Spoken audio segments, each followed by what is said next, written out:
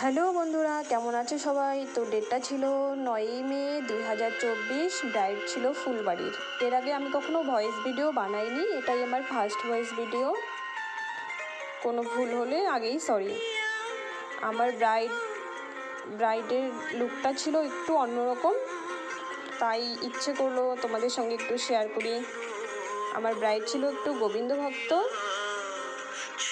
তো আমি পৌঁছেই ব্রাইডের কাছে ভালোভাবে শুনে নিচ্ছিলাম তার কীরকম কী লুক লাগবে।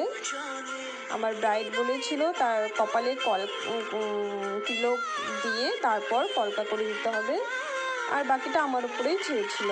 তো আমিও ব্রাইডের কথা মতোই চেষ্টা করছিলাম। তো এটা ছিল আমার ব্রাইডের ফাইনাল লুক। ব্রাইড তো ভীষণ খুশি ছিল, আর ব্রাইডের বাড়ির লোক সবাই বলছিল তাকে নাকি একদম রাধারানীর মতো